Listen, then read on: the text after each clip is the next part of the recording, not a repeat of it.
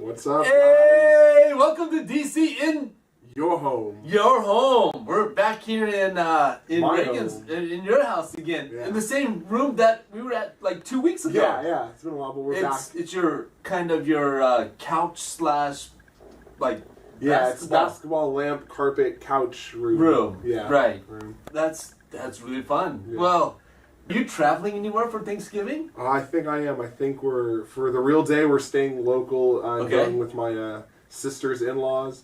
And then for the weekend after, we're going up to our house in Lake Isabella area. Wow, that's awesome. Yeah, it's pretty cool.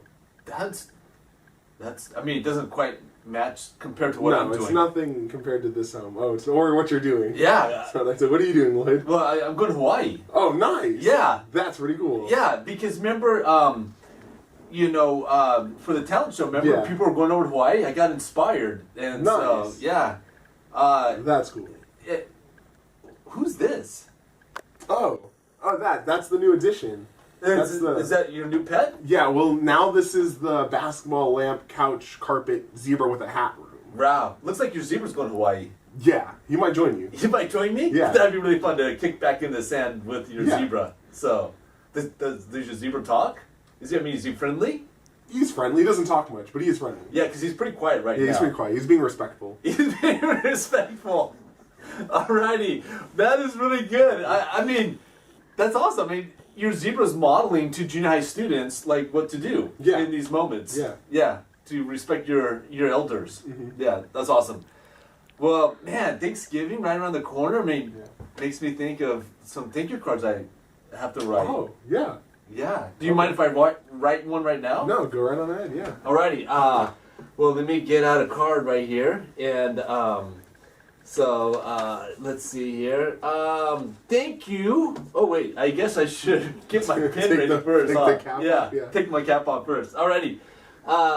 Thank you, chocolate protein bars, for being a false advertisement that we can all get behind. Yeah. I like to fool myself that I'm being healthy, but it's really just a chocolate bar. It's just, yeah, man. Thank you, chocolate bars. I don't know, maybe not. Thank you, huh? Less thank you, but you know. Yeah.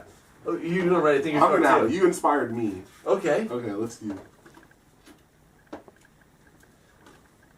Thank you, croissant, for letting me know how annoying someone is based on how they pronounce you.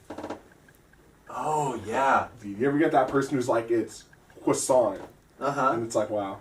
Yeah, it really is really, really annoying. Yeah. So, but yeah, it makes me so upset. So, yeah. Mind if I write another one myself? Oh yeah, go ahead. Awesome. Alrighty. Okay, here we go. Thank you. Space between the car seat. Oh, space. Space. SpaceX landed. I did. I heard Yeah. about that. Yeah.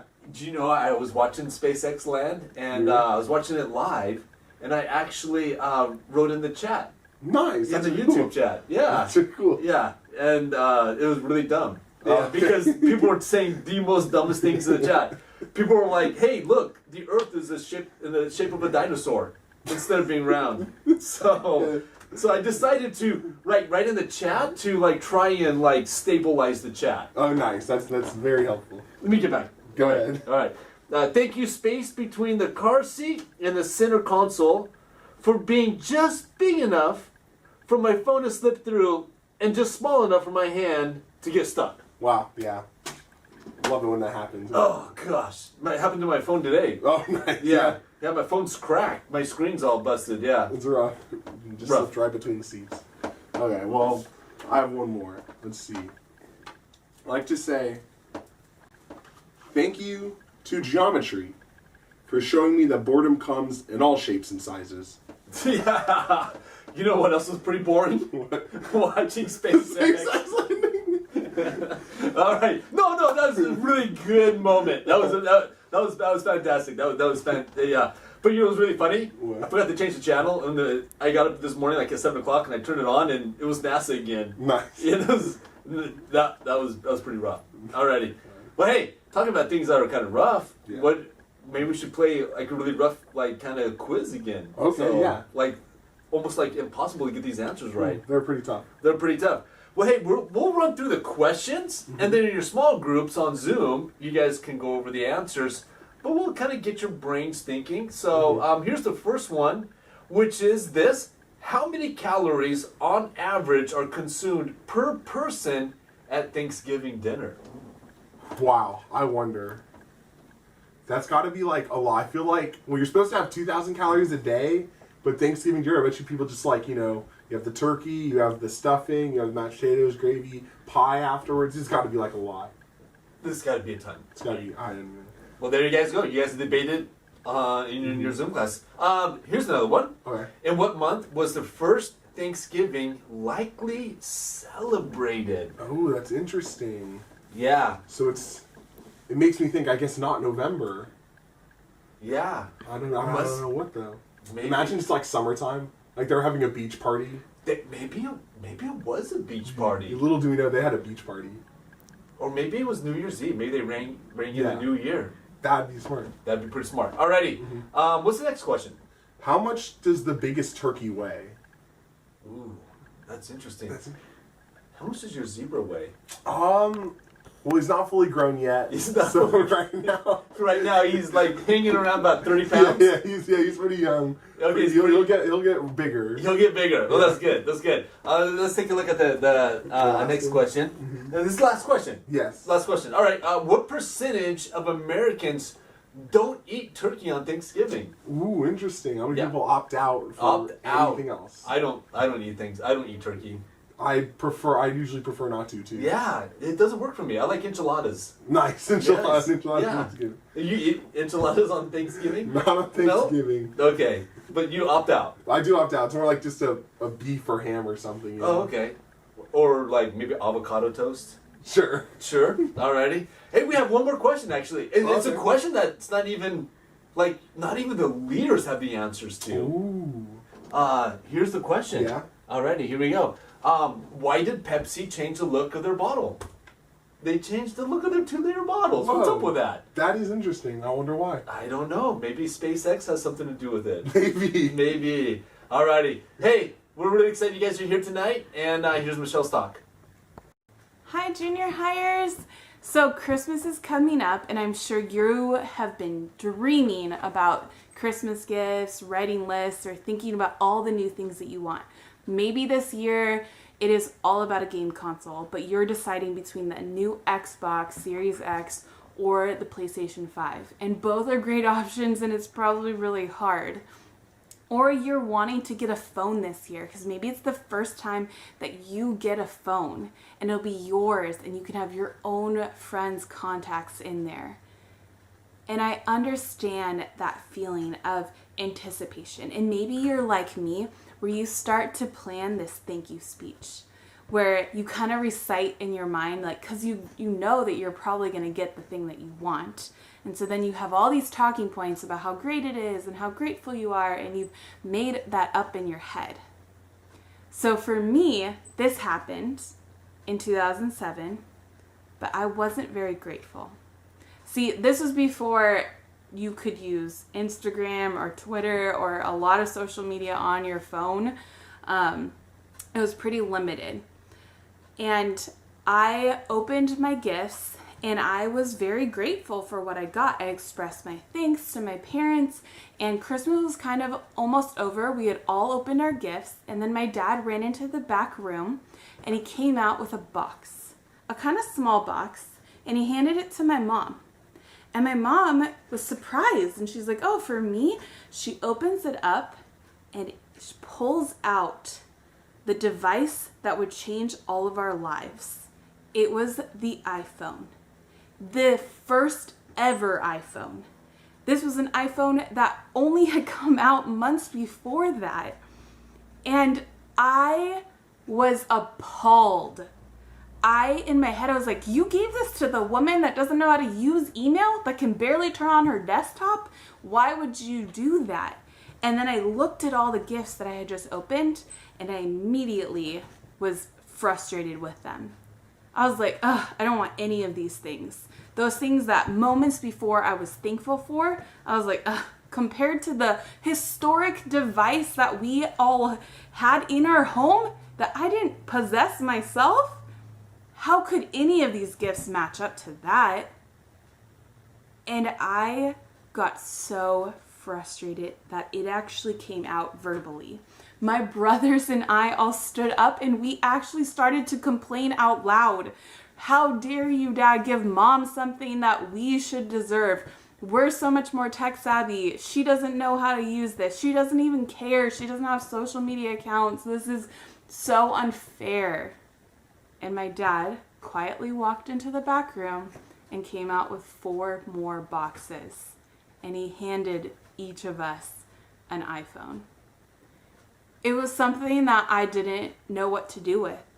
I had looked at my gifts right before that and with so much thanks to then go to this envious state and disgust at those previous objects. And I was discontent, but also so happy that I got what I wanted. And then I didn't know what to do. I didn't know how to say how I felt to my family because I really messed up and I hurt their feelings to go from those extremes. And I think that this complaining heart is not just for me. It's not a me issue. In fact, I think it's a human issue. And it goes back long ago. One of the places I want you guys to look right now is turn in your Bibles to Numbers chapter 11. And I'll have this slide here on the screen. But Numbers chapter 11, we have the Israelites wandering the desert. They have left Egypt, following Moses and following God to their promised land. And they've been there for quite a while. So the beginning, look here in verse 1, just the first part, says, "Soon the people began to complain about their hardship. And the Lord heard everything they said." So they were complaining amongst themselves, and God is hearing. And I don't think they really cared. And this is what they were saying. They're saying, we remember the fish we used to eat for free in Egypt. And we had all the cucumbers, melons, leeks, onions, garlic we wanted. But now our appetites are gone. All we ever see is this manna. See, they have been supplied with this substance that they have turned into bread. And it's described in other passages in Exodus and in Deuteronomy that all of their needs were met. And this manna was kind of a seed that they would grind up and create this bread. And this bread was described as a cracker of olive oil and honey. So it was sweet and enjoyable. But suddenly it became not good enough. And they're craving leeks. You know how desperate they are. And they're not remembering things correctly if you're craving a leek instead of this cracker here. And they were frustrated that they went to Moses. And then they said, "Moses, please tell us what to do. Or please get God so that we don't, how do we get fish? How do we get meat? We're done with this stuff." And so God he responds. He, in verse 31, he sends them quail in abundance, this crazy amount, and it was flying low enough that it was easy for them to catch. So these people have this narcissistic, gluttonous selves like I was, where I was just like, I want that iPhone. Everything in me deserves it. That's how they were about this meat. And God gave them what they wanted. But something was interesting that happens. In verse 33, it says, "But while they were gorging themselves on the meat," probably ripping it out of their mouth, "while it was still in their mouths, the anger of the Lord blazed against the people, and he struck them with a severe plague." God got so mad that they could be so ungrateful that he gave them what they wanted, and the way they responded was so messy and gross that they only cared about not a relationship with God, but they cared about what he would give them. And complaining seems to come very natural. It came very natural for me.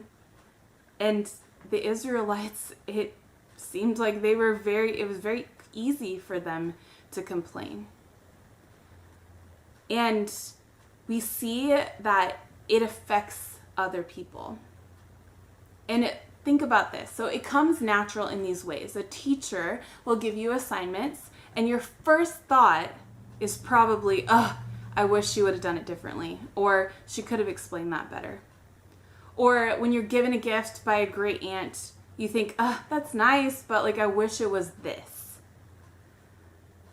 Or you're eating a meal, and your first thought is, I wish that this was In-N-Out instead of this spaghetti, even though you really like your dad's spaghetti.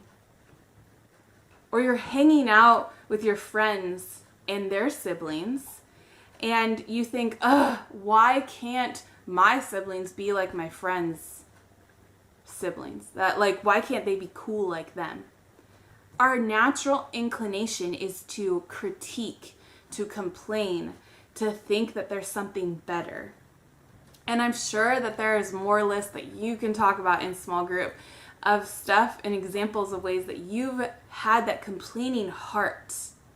And that's a big problem. So here's some stuff that I would like to talk about on how to identify what a complaining heart does in your life. And so this is when you need your handout. A complaining heart can cause or can kill any growth in your faith. Complaining hearts hurt relationships. When you are complaining to God about the lack of gifts that He's given you, and instead of seeing the things that He has supplied you with, that'll kind of create a discontentment where you won't want to go to God for things because your first thought will be like, well, He doesn't really like to give me the things I want. So, and that creates that ungrateful spirit the Israelites had that put them at odds with God. The second one here is you always want more and you will never be satisfied. So it causes you to always want more and you will never be satisfied. It is so true that our satisfaction really doesn't come from when we get something. When you get the thing that you want, the reality is very soon after, there's going to be something better. Or you're going to see it as, there's something better out there. It's not good enough anymore. The next generation came out, and so I don't even want this. And you start to complain. It leaves you longing for more. The last one here is that it actually causes increases in your stress and anxiety and your frustrations. So it's interesting because there is actually scientific proof here that long-term effects of a complaining heart actually shrink a part of your brain. It's called the hypothalamus, which is actually the part that controls your problem solving and controls your memory. And so people that tend to complain a lot, that part of their brain is getting smaller, which then makes them not remember things correctly. They won't be able to problem solve, which will actually then cause more stress and frustration in their lives. And so it's this kind of cycle that you get stuck into, all because of a complaining heart. And so we don't want that part of our brains to shrink. And you can see here in yellow, comparing leads to complaining, whereas gratitude leads to contentment. So when we start to compare what we have with what we don't have, or what we have with what others have, or what we have with what we used to have back in Egypt, that creates a complaining heart in us. And the way to combat that is with gratitude, because that will produce contentment. So now we're going to look here at Colossians 3:16 and 17. So it says, let the message about Christ in all its richness fill your lives. Teach and counsel each other with all the wisdom He gives. Sing psalms and hymns and spiritual songs to God with thankful hearts. And whatever you do or say, do as a representative of the Lord Jesus, giving thanks through him to God the Father. So you see here that we need to look to Christ to even be thankful, and that we need to be thankful because of Christ. And so at the center, it is all about Christ. It's all about our relationship with him, and we need him to help us with this discontented heart, this unhappiness, this frustration and complaining heart that we have. And so it says here very clearly, it says, let Christ fill you. Let him fill all of those places in your heart that you feel are voids, that you just say, if I had blank, I would then be happy. If I was able to have a boyfriend, then people would like me, or a girlfriend. If I was prettier, or if I was more handsome, or if I was more able, all of those things that we feel are those voids really need to be filled by Christ. And that is so key here for contentment. It allows us to stop those negative thoughts, which then turn into out loud complaining, and it'll help our hearts be able to look towards Christ and see what he has done. And if you see what he has done, that's going to automatically fill you so much that you're going to start to have to respond in this songs and hymns and spiritual songs of thankfulness. I don't know if you've ever seen a little kid get so excited about something that they break out into a dance or they break out into song. But that is kind of the response that I picture for us. That if we recognize what Christ did, then we would respond in so much gratitude. So here on your handout, we can see that a heart of praise towards Christ requires some things. So this is going to take us effort. It requires 3 things. It requires energy to be spent on what God has done for you, rather than blaming him or other people for the things that you think you lack. Instead of focusing on or thinking about how you don't have so much compared to your peers, when you kind of have that, why didn't God give me more? Or why did God not give me the life that they have? Your ability to kind of think positively is a little bit affected. But it's going to require a lot of energy in us to focus, to have that negative thought and to say, no, I'm not entertaining it. I'm going to now pay attention to what Christ has for me and what God has already done in my life. Number 2, sacrifice. It requires sacrifice to change your thinking about God and others. It's easy to complain, but it takes work to praise. It takes constant effort. This is not just, oh, one time I was grateful and that's it. It's going to be a daily thing. It's going to require you to practice this, just like you would with a sport.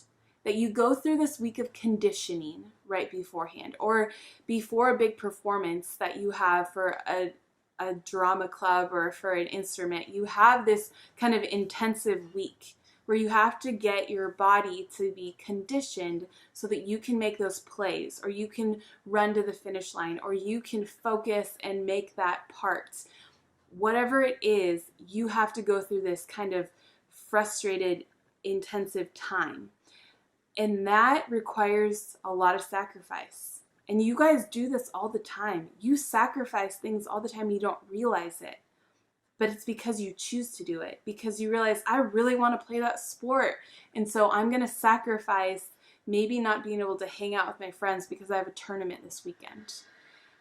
And that is the same thing for trying to have a praiseful heart towards God. Is that it's going to cause this sacrifice of stopping those negative thoughts. Or maybe it's going to require you to break or take a time out from hanging around with certain friends that are constantly complaining. Last one here is changing the way you think will change your mood. In a current study, they found that grateful adolescents attained a higher GPA, were more socially integrated, were higher in absorption and life satisfaction, and were less envious and depressed than their less grateful counterparts. There's evidence here that shows that if you step into taking action steps and changing how you think, that this lifestyle of gratitude will have benefits in so many areas of your life, but specifically it's talking about with school. But all of your relationships will thrive if you start to live a grateful life. So living a life of gratitude towards God will help you see the blessings that He has already given you. Hi guys, welcome back. Thank you, Michelle, so much for those words from God. Hope you guys really paid attention and took that to heart. Well, announcements for this week. Sadly, like we said, next week is Thanksgiving celebration on Thursday, so the Wednesday before, there won't be any DC in your home, but you guys still stay in your home and celebrate with your family. And so, Lloyd, what are we going to do right now? Hey, right before we go into small groups, we want to draw a name, and then the name that we read, when you jump into small groups, tell that person all the things you're thankful for them. Oh, nice. Okay. Is that cool? Yeah. All right, let's draw the first name. Okay, good. First name, so for the guy group, you're going to give tons of shout outs and thanks to your leader, Avery. Oh, nice. All right, Sweet. what about for the girls? Okay, well, let me see. For the girls, you're going to do Cami. Awesome. There Okay, you guys go. Hey, give shout outs to your leaders, all the things you're thankful for in your small groups, and in your small groups, enjoy the time to dive into more of the discussion questions and have a little game that you guys are going to be also playing, and a challenge to write a thank you card to somebody in your life that you really want to just be like, wow, God, thank you for bringing this person into my life and all the things I'm thankful for them. Alrighty, enjoy your small group time. We'll see you guys on December 2nd.